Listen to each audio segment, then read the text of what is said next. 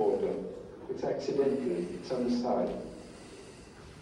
If I go to a place, it's try and have a picture which concretizes a situation, which in one glance has everything, and which has very strong relations of shapes, which for me is essential. For me, it's a visual pleasure. You know, it's a rhythm, the way the head falls here, this goes back. There's a rhyme between different elements. There's a square here, rectangle, another rectangle. See, it's all these problems which I'm preoccupied with. So the greatest joy for me is geometry, that means a structure. You can't go shooting for shapes or patterns and all this, but it's a sensuous pleasure, an intellectual pleasure at the same time, to have everything in the right place. It's a recognition of an order, which is in front of you. Like on this picture, the portrait of a grandmother and the little girls. It's all these relations of curves, of design, of lines. The difference between a good picture and a mediocre picture is a question of millimeters. A small, small difference, but it's essential. And if I take the picture from there, it's another arrangement of there. And it's very small moves I'm doing. I'm not jumping up and down.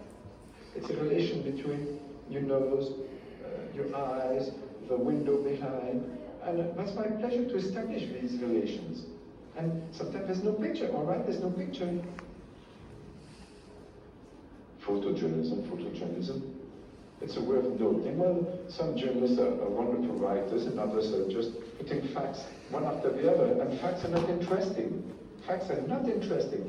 It's a point of view on facts which is important, and in photography there's the evocation. If you evoke, because it's the evoqué.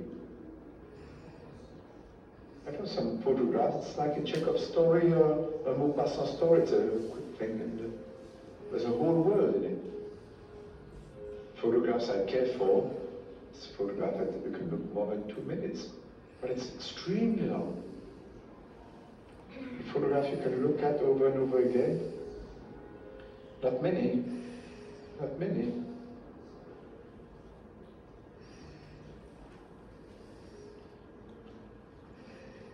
The most difficult thing for me is a portrait.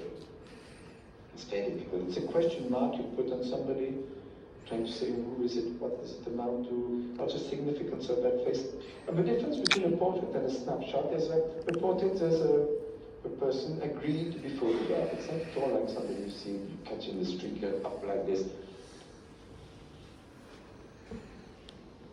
I like to take people in the, how do you call that, environment, the animal in his habitat, in his habitat, yes.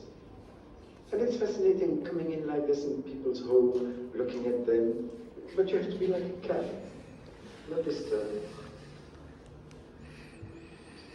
And tiptoes, always, and tiptoes. But certainly it's like a biologist under his microscope. When you study and the thing doesn't react the same way as when it's not studied. And you have to try and put your camera between the skin of a person and his shirt, which is not a very easy thing. And the attitudes of people are so different in front of a camera. Some are embarrassed, some are ashamed, some hate to be photographed, and others are showing off. And you feel people very quickly. You see people naked. Proof you find it. You see them stripped naked. And it's sometimes very embarrassing. And I remember I had to take for Vogue a very, very old lady, Bostonian, wonderful old lady. She smiled at me, but a sort of smile that you can't smile back at her. She wanted to check on the picture before publication, and I said, I'm sorry, I've never done that. It's a question of trust. And she agreed. She said, oh, my wrinkles. And I told her it's the only interesting thing, the wrinkles. After all, it depends how they fall, which is true, it's life, it's a mark of life. It depends how people have been living, and all this is written on their face. After a certain age, you've got the face you deserve, I think.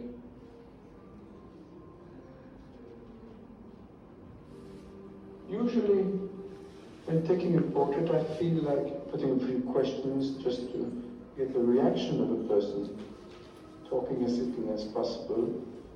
But still, you must establish a contact of some sort. Whereas with Ezra Pound, I stood in front of him for maybe an hour and a half, in utter silence. We were looking at each other in the eyes, and I took maybe altogether one good photograph, 4 other possible, and 2 which were not interesting. Makes about 6 pictures in an hour and a half. And no embarrassment whatsoever.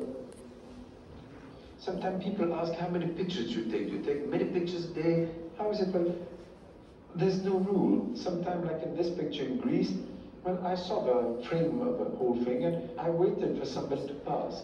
And I snapped 2 pictures. One was an Orthodox priest with this cylinder hat, and the little girl. Well, the little girl was exactly the thing in relation with the other shapes, whereas him, it was something clumsy, it was another conception, and sometimes it was not a second choice, because the people are gone. That's why it develops a great anxiety, this profession. Because you're always waiting, what's going to happen, what? It's what, yes, like this. It's all the time. You shooting, you say yes, maybe yes. But you shouldn't overshoot. It's like overeating, overdrinking. You have to eat, you have to drink, but over is too much. Because by the time you press, you arm the shutter once more, and maybe the picture was in between. It's a fraction of a second. It's an instinct. In photography, you've got to be quick. Like an animal on a prey. Like this, you grasp it and take it, and you don't notice that you've taken it.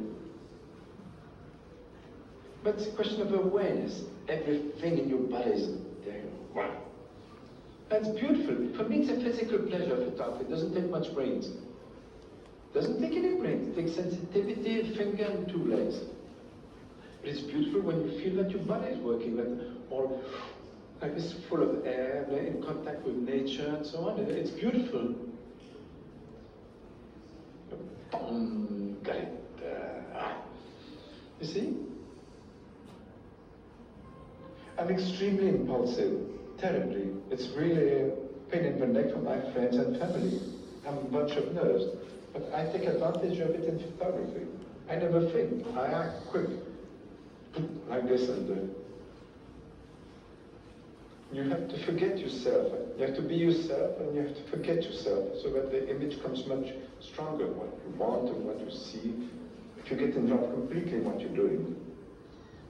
I'm not thinking. Ideas are very dangerous. You must think all the time. But when you're photographing, you're not trying to push a point or explain something or prove something. You don't prove anything.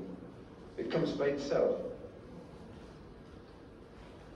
The first impression is essential. The first glance, the shock, the surprise, it jumps at you. You nourish it by your own life, by your taste, the intellectual luggage that you carry, your experiences, your love, your hate. It's really fully and richly. And poetry is the essence of everything. It's 2 elements which are suddenly in conflict, and there's a spark between 2 elements. But it's given very seldom, and you can't look for it. It's like if you look for inspiration. Everything comes, and it's by enriching yourself and living. Say, I'll wait for top pictures or great pictures. Well, it's seldom you make a great picture. You have to milk the cow quite a lot and get plenty of milk to make a little cheese. I don't know what it means to be dramatically new. There's no new ideas in the world. There's only a new arrangement of things. Everything is new, every minute is new. That means re-examining. Life changes every minute. The world is being created every minute, and the world is falling to pieces every minute. Death is present everywhere, as soon as we're born. And it is a very beautiful thing. The tragic de la vie. What is tragic in life? Because there's always 2 poles, and one cannot exist without the other one. So these tensions are always moved by. This picture I like, the way. I was driving in Greece, in the mountains in the north. There was a child on the road who was keeping goats. I don't know, I waved or something, and suddenly started walking on his hands. There was such an exaltation, such a joy in that barren country, that dust road. I like English people very much. And it's the most exotic country for a Frenchman. It's the biggest difference. It's a go to England, see English people even now. How can I say politely? When I'm in England, I feel like I'm sitting in a very comfortable armchair and I'm looking at the stage and all these actors. I can applaud them, but I've got a set of rules, wonderful, but I'm not supposed to step in and jump on the stage and play with them. You see? It's like this. You look at the play, shouldn't applaud too loud, and I enjoy it tremendously. I think everything is interesting if you're scratched, but at the same time you can't just photograph everything you see. There's some places where the pulse beats more, and others. After the war, I don't know, but I had a feeling that going to colonial countries was important. What changes are going to take place there? That's why I spent 3 years in the Far East.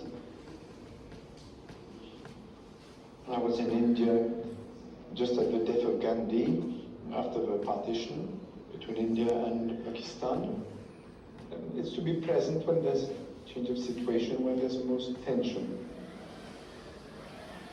And I've been living in India for about a year, even more.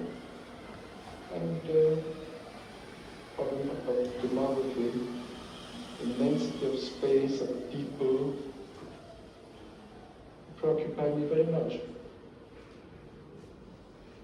I like to live in a place, and I don't like to go for short. Rodin said something, what is made with time, time respects it, or something like this. I spent in China the last 6 months of the Kuomintang regime.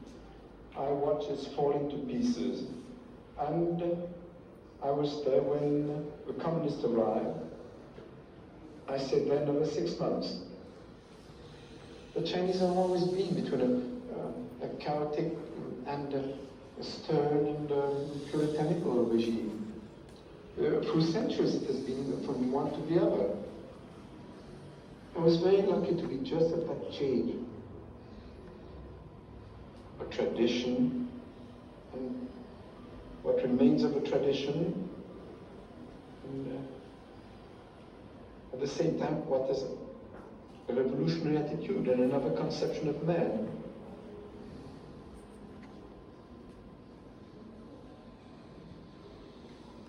To interest people on faraway places, to shock them, to delight them, is not too difficult. But the most difficult thing is when your own country. You know too much. When it's your own, on your own block, it's such a routine, it's quite difficult to get out. When I'm going to a butcher, well, places where I'm all the time, I know too much and not enough. And to be lucid about it is the most difficult. But your mind must be open, aware, like this, like having a radar, a searchlight, or like this. And that's why anybody has done 10 good photographs in his life. What is interesting, it's a consistency. To keep on. It's always re-examining things, trying to be more lucid and freer and go deeper and deeper. I don't know. Because a camera is a weapon. You can't prove anything, but at the same time, it is a weapon. And it's not a propaganda mean photography, not at all, but it's a way of shouting the way you feel. I love life, I love feelings, I hate people also. You see, the camera, it can be a machine gun. It can be a psychoanalytical couch.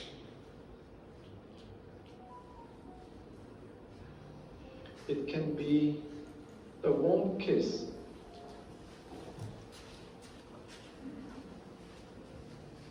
It can be a sketchbook, the camera.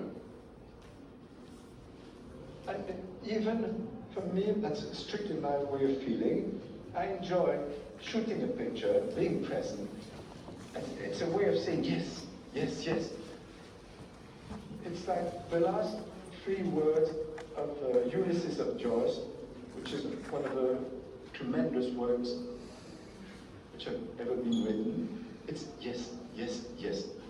And photography, it's like that. It's yes, yes, yes. And there's no maybe. All the maybes you should go to the trash. Because it's the instant, it's a presence, it's a moment, it's there. And it's a respect of it and an enjoyment. It's a tremendous enjoyment to have said yes. Even if it's something you hate, yes. It's an affirmation. Yes.